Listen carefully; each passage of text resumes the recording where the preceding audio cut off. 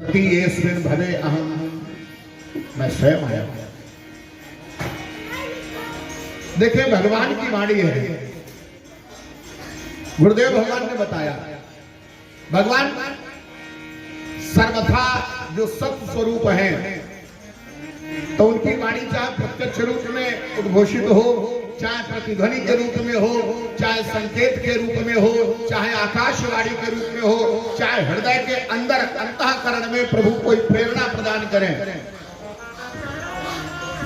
सब प्रकार से भगवान का संकेत और संकल्प तो सत्य ही है, तो कभी असत्य नहीं हो सकता, क्योंकि ब्रह्म सत्यम जगत मिथ्या।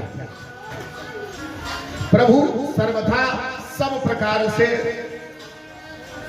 सत्य है, और इस संसार में जो कुछ दिख रहा है यह सब असत्य है। सत्य जो कभी परिवर्तित ना हो, जो बात बात में बदल जाए, वो भला सत्य हो नहीं सकता, और जो सर्वथा एक जैसा रहता है वह सत्य है।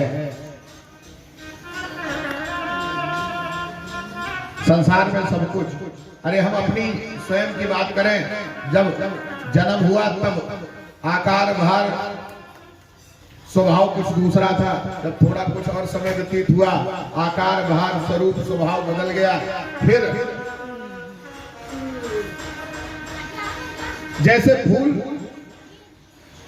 एक दिन कली के रूप में प्रकट होता है, फिर वो खिलता है, खिलने के बाद में फिर मुरझा जाता है और फिर धरती में मिल जाता है। आज खिले कल झुक चले,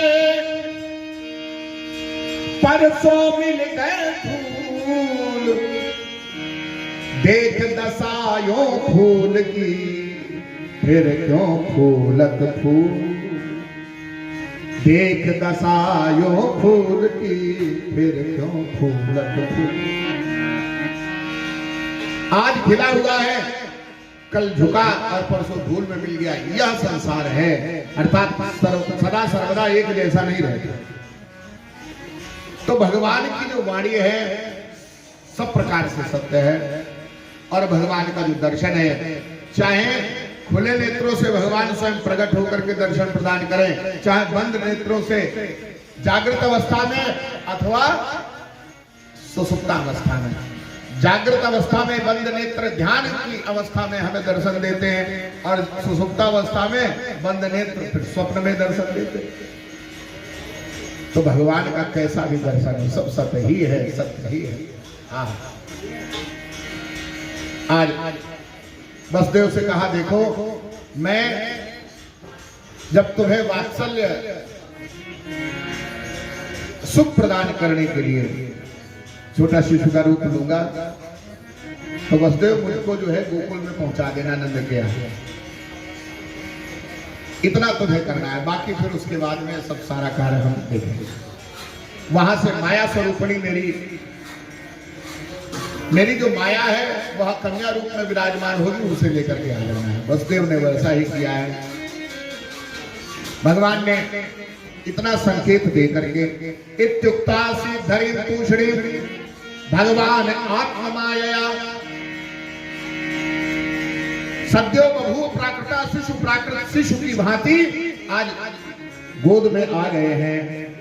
और बस उसी समय भगवान के गोद में आते ही हाथों की हथकड़ियां खुल गई हैं, पैरों की बेड़ियां खुल गई हैं, दरवाजे भी खुल गए, पहरेदार सो गए, सुख प्राप्त हुआ। उसी सुख में वसुदेव जी ने भगवान को लिटा लिया है। भगवदाज्ञा का पालन करते हुए उनको ले जा रहे हैं। आज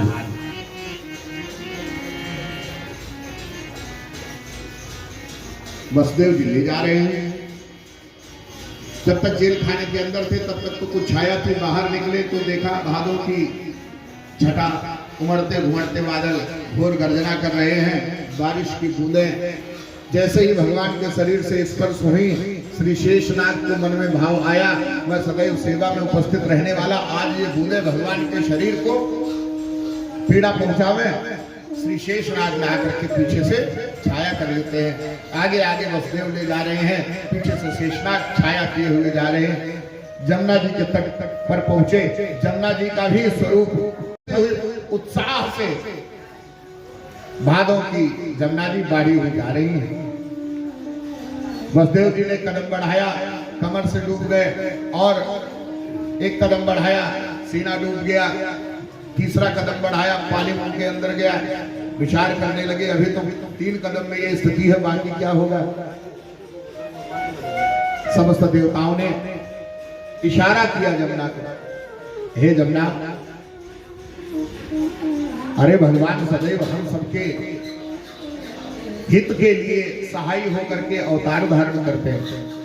जब जब हम सब पर संकट उपस्थित होता है, कष्ट उपस्थित होता है, जब जब धर्म की हानि होती है, तब तब प्रभु हम समस्त जनों की अधर्म जनित पीड़ा का हरण करने के लिए अवतार लेते हैं।